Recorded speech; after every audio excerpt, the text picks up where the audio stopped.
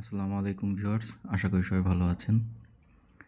তো আজকেও আমরা একটু 360 নিয়ে কথা বলবো, এই জন্য আসলাম। সবাই কথাগুলো একটু মনোযোগ দিয়ে শুনবেন।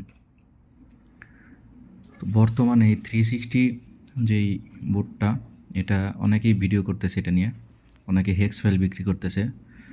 তো একটা বিষয় হলো, এখানে আমরা সবসময়ই বাংলাদেশে অনেক প্রজেক্ট নিয়ে আসি, অনেক কাজ করি।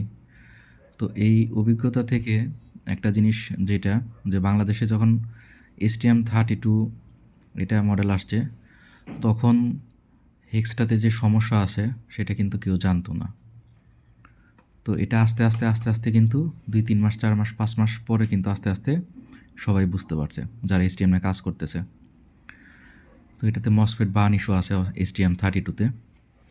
তো এই যে 360-র যে বোর্ডগুলা, তো এখানে একটা বিষয় হলো, অনেক নতুন ম্যানুফ্যাকচার আছে, অনেক নতুন ম্যানুফ্যাকচার মানে ইদানিং কাজ শিখছে, 1 মাস, 1.5 মাস, 2 মাস এরকম।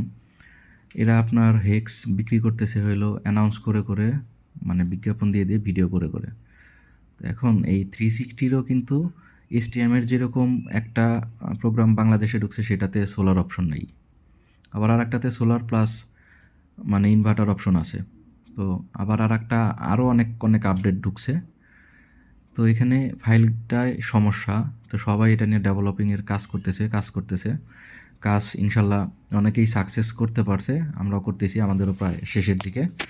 তো এই 360, এই জন্যই এই বোর্ডটা নিয়ে ভিডিও করা, যে এই 360 বোর্ডটা নিয়ে অনেকেই ফাইল বিক্রি করতেছে। এখন এই ফাইলটা অরিজিনাল কিনা সেটা, বা কয়েকদিন আপনার চালায় দেখছে কিনা সেটাও না, ফাইলটা পাইছে, ডিজাইনটা পাইছে, স্যাম্পল বোর্ড করে আপনার বিক্রি করা শুরু করে দিছে, ফাইল প্লাস ডিজাইন।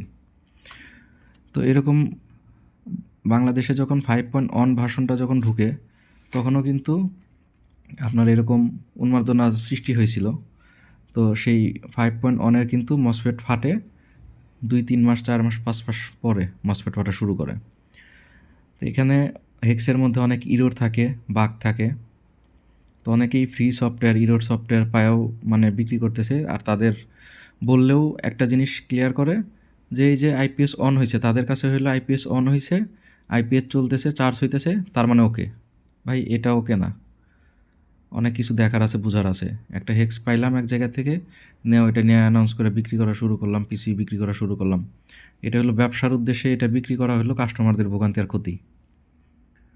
তো যাই হোক, সবাই এই জিনিসটা একটু লক্ষ্য রাখবেন, যে আপনার বাংলাদেশের যে সমস্ত ম্যানুফ্যাকচার আপনার অল্প দিনে কাজ করে, এমনও আছে যে 2 দিন আগে ডিএসপির কাজ শিখছে, তারাও মনে করেন হেক্স বিক্রি করতেছে, অথচ একটা ডিজাইন, একটা সফটওয়্যারের কোনো কাজ টাজ না বুঝে, মানে প্রোগ্রাম করতে পারতো না, এরকম লোক হেক্স বিক্রি করতেছে ইউটিউবে, ফেসবুকে অ্যানাউন্স করে করে। তাদের কাছে সমাধানটা কাস্টমার পাবে কীভাবে? মানে তারা নিজেরাই তো অন্যের ওপর ডিপেন্ড করে তারপরে চলে। আজকে এই যে আমি এই বোর্ডটা ছাড়ছি, দেখবে এটার কোন রেজিস্টারটা কোথায় লাগাইছি, কোনটা কেমনে লাগাইছি, কই কারেকশন করছি না করছি, সেগুলো আপনার দেখবে, ফলো করবে, তারপরে নিয়ে একটা জিনিস কমপ্লিট করবে। এর কাছে শুনবে, ওর কাছে শুনবে, এই করে করে আপনার মানে নিজেরাই পরামর্শের জন্য সবসময় অন্যের কাছে দৌড়াইতে থাকে, অথচ বিক্রি করার জন্য, টাকার জন্য মনে করেন লোভে পইরা আপনার বাংলাদেশের কাস্টমারদের কাছে, সাধারণ জনগণের কাছে আপনার ভুল জিনিসগুলো উপস্থাপন করে দিতেছে, আর টাকা হাতে নিতেছে। তো এই হলো বিষয়, যে আপনার একটা জিনিস R&D করতে করতে, এটা অনেক সময়ের বিষয়, অনেক টেস্টিংয়ের বিষয় থাকে।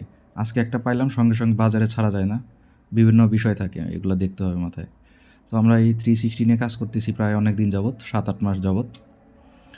তো আমাদের এই 360-র ফাইল বাংলাদেশে ঢুকছে হলো 3টা। এখন অনেকেই ভিডিও করতেছে হলো যে সোলার অপশন আর চার্জ অপশন থাকলেই সেটা 360 অরিজিনাল, এটা নিয়েও ভিডিও হচ্ছে। তো 360-তে আপনার চার্জ অন অপশন থাকলেই যে অরিজিনাল 360, এটা কিন্তু না। তো সবাই এই দিকগুলা দেখে শুনে বুঝে তারপরে কিনবেন। তো সবাই ভালো থাকবেন, দোয়া রাখবেন। আসসালামু আলাইকুম।